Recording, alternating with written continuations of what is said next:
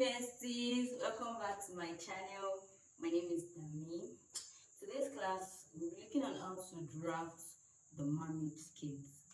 It's going to be a very detailed class, so please try as much as possible to follow. If it's your first time on this channel, welcome. Tap on the notification bell to get notified when I post new videos, and please do not forget to like, share and subscribe. We have our basic skirt here, but won't be using this pattern. We are starting from the scratch, so we need our measurements. We have the measurements you're working with is waist 30, hip 40. The hip line from the waist to the hip is 9, then the waist to the knee is 22 inches and length 45. The mermaid skirt is otherwise known as the fishtail skirt because it tends to be tight around the hip and the tails and flares down. Here is the breakdown of what we are going to do. I have one panel at the front and 2 at the back. One panel at the front, 2 at the back, because there's going to be joining at the center back. I'll be teaching you 2 methods, which is the one I'm working on now, and the other one which is called the spread and slash method. So what I did first was to measure my hip and mark it straight down. Then I took my measurements, the waist measurements, the hip measurements and the knee measurements. To get the knee measurements, you measure from your waist to the knee, to your knee, then you go up by 3. This is what I did. My waist to my knee is 22 and I went up by 3. And also your skirt length, that's from the waist to the ankle, mine is 45, just like I did. After that, you measure your hip circumference, which is 40 divided by 4. Then the waist circumference 30, you divide it by 4. Please do not forget to add your dart allowance. Please, very important.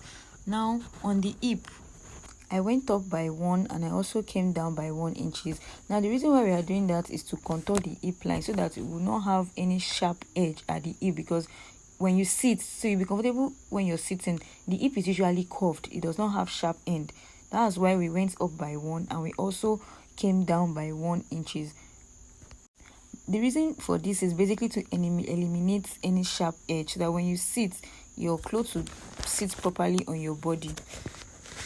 So after that, I went ahead to join the hip to my darts.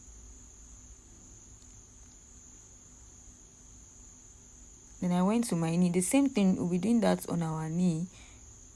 Now, instead of going up by 1 like we did on the hip, we'll be going up by ½ inch and also come down by ½ an inch.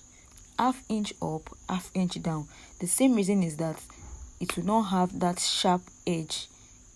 The knee, if you look at your knee, you see that is curved, is a little bit curvy. It's not sharp. You are not using, even a mannequin is not even sharp. Now for the knee circumference, to get it is either you measure your round knee, or best bet, you go in by 2 inches or 2.5. Either you measure your round knee, or better still, go in by 2 inches or 2.5 just to make that place curve. But I went in by 2 inches. You can as well do 2.5. It depends on how curvy you want that your knee. So after doing that, you connect your knee to your hip. You connect your knee to your hip.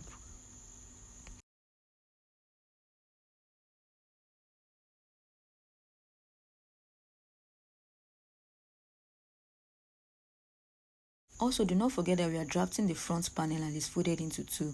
Now for the tail part, the down of the skirt, from that point you take it 8 inches or less. Now we are doing that so that we shouldn't make it too wide, because the back is obviously going to be wider than that. So you can just make your own 8 inches like I did. But if you want it extra tail by the side, then you can make it more.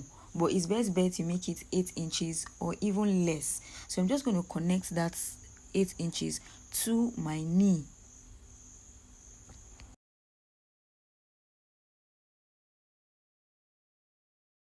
So lastly, at the hem, you come up by 1 or 1.5.